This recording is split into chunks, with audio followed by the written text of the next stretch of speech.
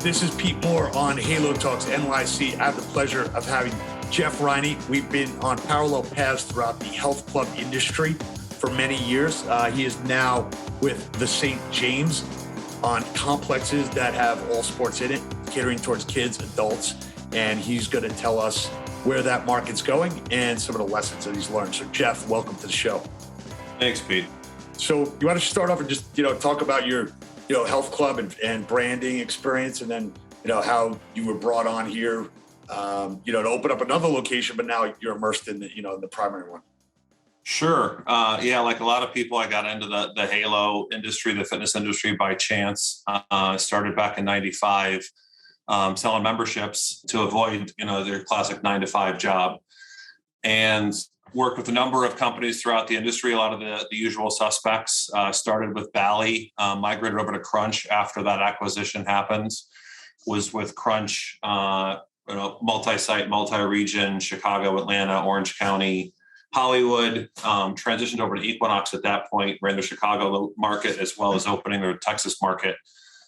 Went to Fitness Formula Clubs, which is a regional player in Chicago, 11 locations, was there for 9 years, and then came on with the St. James in right at the end of 2019, November of 2019, and have been there ever since.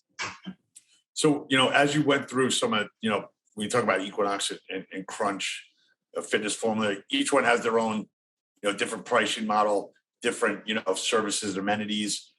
As you think about where you are now with St. James, what do you kind of pull from in the past to say these are some of the best, either skills or, focusing on employee retention or focusing on a sales system, or what are some of the things that stick out to you as like, this is when I go into a new company, I kind of diagnose these things that I might need to fix or that they're optimized? Yeah, it's funny. As I look back at my career, I started with, at the time, the biggest health club company in the world, and every migration I've made has been to smaller locations, right. And I've gone down to one. We did just open a second location 2 weeks ago, but from a branding standpoint, Crunch and Equinox are really kind of the first big brands in the industry going back to the 90s. And understanding the relevance of a customer's relationship with a brand versus, a commodity.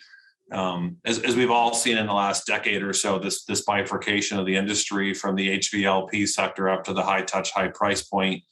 What I've learned is it's hard to play at the higher price point, and that's why there's less consumers there. There's certainly less customers, but there's also less players up there because it's harder to deliver on.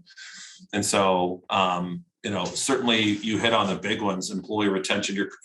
Your team members, as we call them, but your employees are the ones who are actually executing the service, and so you got to take care of them. Otherwise, they're not going to take care of your customer. Right. Those are some of the big platitudes and learnings that the biggest brands in consumer-facing hospitality understand are the ones that really resonate with what we're doing now. So as you kind of went down to smaller sized platforms and entities, how did you kind of think through on your own? I used to have a lot of resources. Now I've got less resources. And then the independent operator, you can leverage technology, you can leverage people's experiences. But did you feel more comfortable in a more entrepreneurial environment, or, were the corporate overheads of these larger entities too large and like they were trying to make things for people to do? And my point is on that is like I say, like you need 11 people to do anything to like field the soccer team. And then everybody else is not really sure what they're doing except taking work off of other people's plates. Yeah, I definitely experienced the 37 signatures to get some paper towels ordered early in my career, and wanted to eliminate as much of that as possible. And, I think, while I went to smaller organizations, what inversely rose was my ability to impact others, both organizationally and ultimately through the customers, and being able to shape that. I've always had some entrepreneurial DNA, but ended up being really effective at being an entrepreneur, working within an organization and actually being able to help shape someone else's visions and execute it. So being a little more scrappy with resources, trying to make sure that as you scale, you don't layer in these redundancies that cause, multiple signatures for basic things, has been a big part. It's just, the simpler you can keep it, the clearer your message can be, the faster you're going to be able to execute and go. Mm-hmm. So when you talk, can you give people a little bit of background on the St. James, how that was set up, the funding around it, who's involved in it, and then we could talk a little bit about what other cities and communities are doing to have these types of complexes. Some of that's funded by the government, some of that's private capital, and it's going to be interesting to see how that plays out. The St. James is really the brainchild of the co-founders and co-CEOs, Kendrick Ashton and Craig Dixon. It's our first location, what we refer to as our flagship, is in Springfield, Virginia, suburban DC, so inside the Beltway, but it's 450,000 square feet under one roof. It's a number of different business entities kind of all in one, but it's a hybrid member, non-member business. So for a lot of the folks who listen to this coming from the health and fitness category, we do have a membership model that does have a 50,000 square foot 50,000 square foot health club, or what we refer to as a performance club, at the center of what we have. There's a full service restaurant. There's a retail boutique, sneaker boutique. There's a 7-room meta spa, and there's a 20,000 square foot active entertainment center, which is a mix of a ninja course and a trampoline park and a Nerf battle zone and climbing structures, VR, esports. So are you running all those, or are any of those, franchised in separate entities? Great question. We actually, when I say we, the broader we, because I wasn't involved at the beginning, but we developed all these brands in-house. So we have separate, very highly branded experiences in each one of these. And the bulk of the square footage is sports venues. And so we have 2 NHL ice rinks in our ice house. Our field house is an indoor FIFA regulation, 110,000 square foot soccer pitch, which obviously can house an indoor high school football game. 4 basketball courts, which is convert to 9 volleyball courts. A 50-meter, 11-lane long course pool, which also goes short course to 22 lanes at 25 yards with an attached water park. I feel like I would just live there. I would just move in. It sounds like summer camp on steroids. 8 squash courts, 6 golf simulators, 15,000 square foot gymnastics center, 6 hitting tunnels. So the concept and really the proverbial problem to be solved was active families with multiple kids and multiple sports. That's really the sweet spot of the customer, is you've got this distributed offering and highly fragmented offering with, ice rinks that you can't get ice time until 11 o'clock at night for your 9-year-old. Right. And, mom's taking Susie to gymnastics over here and dad's taking Johnny to hockey over there. Games are one place, right. Tournaments are somewhere else. They're dilapidated facilities that are municipality owned. And so the idea was, what if we could make elite level, world-class competition sanction facilities under one roof, and all these places could happen to one space, and then really add in these other lifestyle brands for the whole family to be able to enjoy. And it's the elite programming, coaching, and venues. And those are the kind of 3 legs of the stool to be able to provide. So let me ask you a question about a lot of entrepreneurs, they'll do, feasibility studies. You've got this massive complex. You've got X amount of golf simulators. You say 6? 6 golf simulators, yeah. So did you say, look, let's put 6 in? Did somebody say, let's put 8? Did somebody say, let's put 4?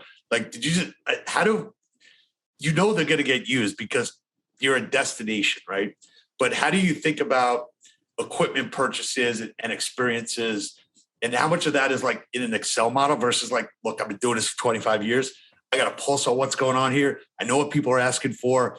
Tell us how you make decisions that might not be, as analytical as you might want them to be. Yeah, I think, first of all, to answer the question around the flagship, what's really surprising is, Kendrick and Craig, who came up with this concept, neither one of them come from the industry. They've got an investment banking background and law backgrounds, but they're parents and they're the customer. And so some of it's intuitive. Some of it was hiring some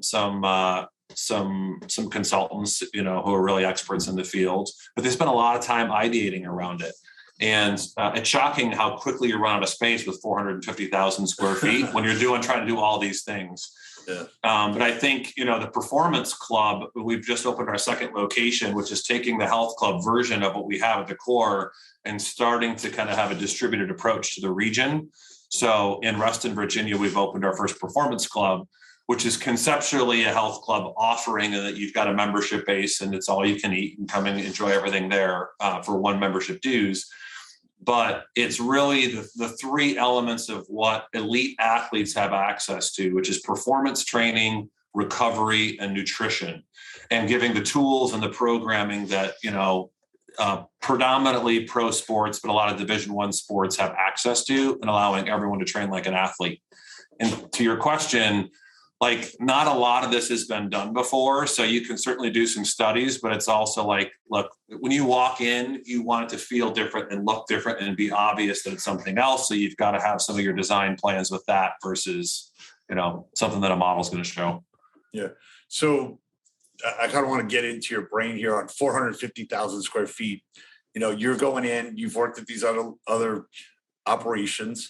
You've got one or two locations. So if you set your resume and like you said in my resume to banks, they say you're overqualified for this job. No, they just didn't pick me. But you've run large organizations and now you're honing in on this one, which is basically a city in and of itself. How do you think about hiring those people and, having a lens on all these different nutrition, workout recovery? Obviously you're going to hire experts, but you're at this level of, I got to ensure that I get the best talent and that I run each one of these operations, which have their own nuances to them. So how do you kind of get up to speed quickly and then say, I'm going to hire the best people and then I'm going to let them run it, but I got to understand the business model in every different facet of this entity. Yeah, it's the phrase I use is you got to become an expert at becoming an expert. Right. And so really understand the nuances of each of the business units you have. This is particularly important in our sports because right now we're actively operating 11 different sports. In our sports ecosystem, we have the full player development model. So we've got the pyramids, we've got learn to programming, farther up to developmental programming into competition. When you get on a travel team, we own the travel team. So we've got, a couple thousand kids on travel teams that play for the St. James in either lacrosse or soccer or hockey, swimming, dance.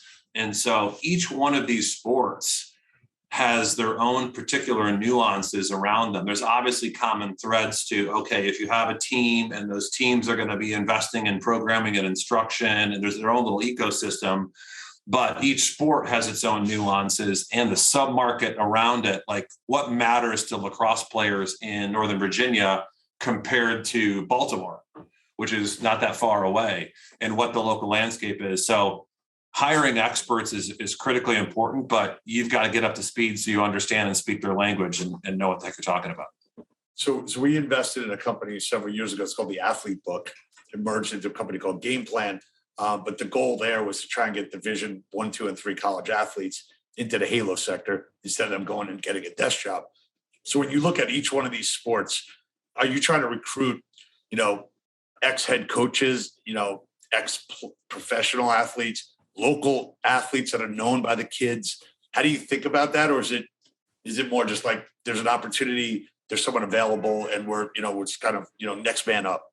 Yeah, it's a real interesting question because we spent a lot of time on this.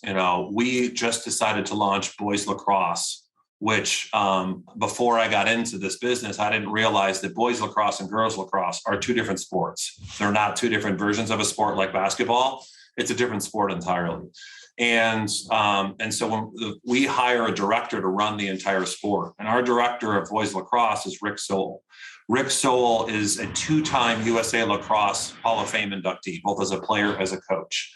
He's taken 3 different programs at the college level from a losing record to the championship, including Naval Academy. So he's an amazing name in boys lacrosse, and he's going to run our travel program. But Rick while he's incredible name and incredible understanding of the sport, he's never run a business.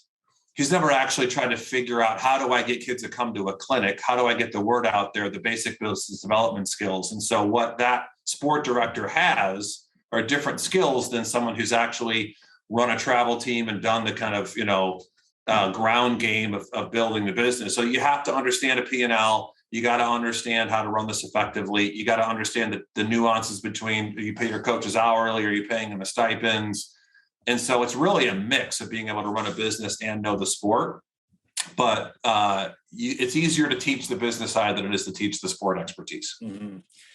Well, one question that just popped into my head as you're talking about these types of, name coaches or name players, you're kind of running like a professional sports team to an extent where, I've got personalities that are good. I got egos that could be good or bad. I've got people that say, the reason why this sport excels here is because of me, not because of the facility or the infrastructure or, what we provide ancillarily. It's basically, I'm the coach and I have a strategy to do that. So how do you kind of help balance? Like Soul Cycle, they put the name of the instructor on the class and I follow that instructor. Orange Theory, I don't know who the instructor is. I just know I go to a 6 o'clock class, right? So the member is wed to the facility and to the program at an Orange Theory, where I'm wed to like the artist in a Soul Cycle. So it seems like you kind of have like an interesting mix, and each sport has like, I got elite program, I got elite people, and I got to manage both. And I also got to like innovate and keep up with all the new advancements at the same time. So you got an interesting, seesaw balancing act that you're doing. It's certainly a cocktail, and the allegories to sport and team sports specifically drives a lot of what we do. So you certainly can have some superstars, and they can bring a lot of recognition and be a center of gravity for business. You see that in a lot of pro sports. But if they can't play well with others, it's not going to translate to wins for the team. And so we've had some superstar athletes in our sports that we've learned aren't really great for the business. Doesn't make them bad people, it just makes them bad for a team. And we really need a little bit more on the team sport side from an attitude, even for the individual sports. I'm going to completely change topics here, but I want to get your opinion on something. All right. Kids that are playing at 4, 5, 6, 7, 8 years old, and they don't keep score in a soccer game or in these games that are like recreational. Is that a good thing or a bad thing? Well, I've got a couple different perspectives on this. One, because this is what I do for business. And two, I've got kids that are in that age group and actually play sports. Okay. And what I've learned on both fronts is they all keep score. Even if there's no scoreboard, even if the coach isn't announcing it, they all keep score. My kid is in T-ball and last year, and they're not keeping score. And then at the end of the game, he's like, "We won by 3, just so you know." And but he's not there. Like every kid's like the kids are doing it. A lot of times the coaches are doing it, the parents are doing it. So you gotta have score. Okay. Thank you. We're in agreement. Let's keep the podcast going. But it's interesting because we're very much on the player development side. It's not about winning.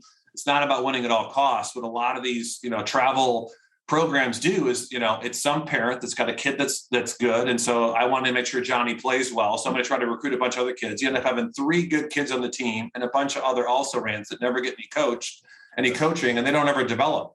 And they could become pretty good players and pursue these passions later in life. And so you got to have someone who can bring it up. But winning is important. It's just not the only thing. You got to be able to develop the players to get there, especially at those younger ages. Yeah. So kind of in the same category of questioning, there's this whole rise of an awareness of mental health, and there's only so much pressure that I can take. And maybe there's too much that are put on these kids. Like I watched the King Richard, movie, and that was pretty awesome. Like he kind of shielded the girl, the Williams girls from some of the pressure and some of the competition, and he had a path that was unconventional, and I remember a couple of years ago, and Dave and I use this quote a lot, at the US Open, when you're walking out onto the championship court, in big letters, it says, "Pressure is a privilege." right? And you're going on to that court and you're going on to win, and that comes with it, right? So are we kind of going backwards and saying, okay, we're going to treat you with kids' gloves, or if you lose, take 3 to 6 months off to kind of like reset, or just say, you know what, I lost this match. We're in a competition. The clock starts, the clock ends. It's not like business where it's like, I'm not going bankrupt until like I have to, right? It's like, okay, at some point the game ends, and like suck it up and learn from it. Look at tape, slow it down, and fix it. Like, are we getting too soft with people, or are we putting so much pressure on these kids, or is that just what it is? Like, sports are competitive, and all these kids are getting stronger, right? So it's going to be more pressure. Yeah, I think, it's, look, there's an inherent level of pressure and stress that comes with performance that kids have to learn, but they have to learn it at the right time and amongst with everything else. And so, the way I look at this is, there's the age old argument of specialization versus generalization. Are you doing Tiger Woods or are you Roger Federer? And, I believe, and I'll bring the St. James into it. We believe that kids should be engaging in multiple sports and multiple seasons at a very young age. It's just going to produce better outcomes. But at some point, you get into your teenage years, if you really want to go all in, you can. And I think that mirrors the time frame where you start kind of focusing on, you don't want to beat the kids up for losing when they're 6. They won't like it. They won't like sports. Yeah. But to shield them from it, mental health and mental preparation is a big focus, like physical is as well. And we're doing a lot of things in this space to kind of help the athletes. But to shield them from the pressure is frankly doing them a disservice. Yeah. One thing that you mentioned before that I'm thinking about is you said like the St. James becomes like this complex that people can get to. They don't have to like take road trips. My buddies in Arizona, Brian Mitchell, we'll call him out, and he's like taking his kid to 2 hours away and staying, and standing in the sun in Arizona, for 12 hours for them to go to 4 baseball games, and then his wife takes his daughter to a soccer tournament. And I think a lot of the frustration on behalf of the parents is their return on time. And the fact that if you can say like, okay, we're going to create St. James types of complexes, it eliminates a lot of the stress. It gives people some of their time back. And, we were actually working on something in Charlotte. We were helping a group that had a land development rights. And they were trying to create something, we were going to call it Champs, like the Charlotte Amateur Sports Complex. And there was a lot of political tape that you had to go through of like, is it this county line? Can we put a hotel on the property so like people can just stay there and put like a Chuck E. Cheese or, something healthy, but where nobody needs to leave this. And everyone comes here and they don't have to find the Hampton Inn, the Holiday Inn Express, and so on and so forth. So I guess my question is, maybe that wasn't by design, but do you feel like the parents and the kids are happier because they don't need to necessarily go on all these road trips, or are they going on the road trips like representing St. James? So our travel teams definitely go on the road. You have to go play where the competition is, and particularly as these kids are trying to like really compete at a very high level. Mm-hmm. But it was absolutely by design, and frankly, the thesis for the business is to actually put all this in one spot so that active families could actually spend more time together.